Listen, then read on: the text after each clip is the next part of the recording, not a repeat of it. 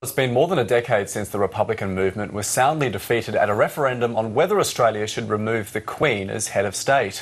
But now a revival is underway to put the idea of an Australian Republic back on the national agenda. This time around, Republicans, including senior Liberal Malcolm Turnbull, promised to engage the public.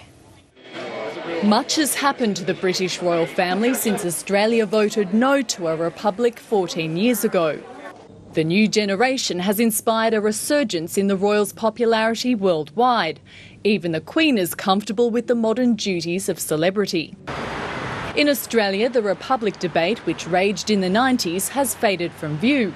But tonight, a revival is underway, led by the same people who failed to convince Australians of its necessity the last time. We will win this battle, we will become a republic, when we have succeeded in engaging all of the Australian people. The Republic will never go away until it's achieved, because if you look at Australian history and you look at the Australian people, the completion of the task of taking control over our own political institutions hasn't ended yet. So republicanism has always been with us. It will always be with us until we achieve that objective of taking complete control over our political institutions. In the lead-up to the 1999 referendum, it appeared that history was on the Republican side. Opinion polls showed 2/3 of Australians wanted to remove the Queen as their head of state. Yes! The Queen's popularity was at an all-time low after a series of royal scandals. But then a split emerged within the Republican campaign, and voters became suspicious of the model being presented. Many were unhappy that any future president would be elected by Parliament and not the people. Then Prime Minister John Howard, an avowed monarchist, was accused of intentionally derailing the campaign. There are a lot more important issues. It's not an urgent issue, but it does have medium and longer term symbolic significance. On polling day, almost 55% of Australians said no. Whatever else John Howard achieves, history will remember him for only one thing.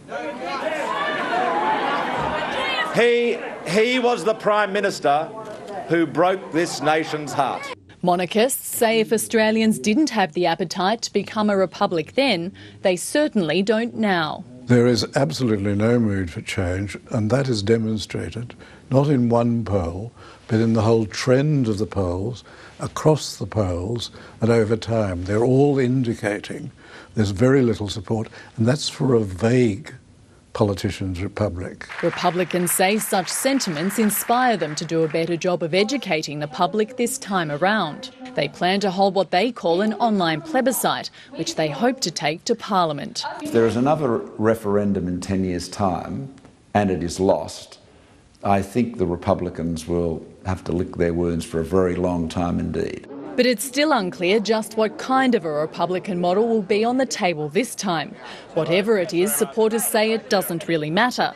It's about the symbolism of Australia finally becoming truly independent. We live for symbols, you know. Look at all the investment that goes into fellas getting a baggy green. And so it is partly symbolic, but it's also constitutional. I believe it will give us finally the sense of identity, and that it will institute a period of creativity, confidence and trust from our neighbours as well. And if this bid fails, it's unlikely to be the Republicans' last stand. Elisa Throden with that report. Well, David Flint featured in that last story and is the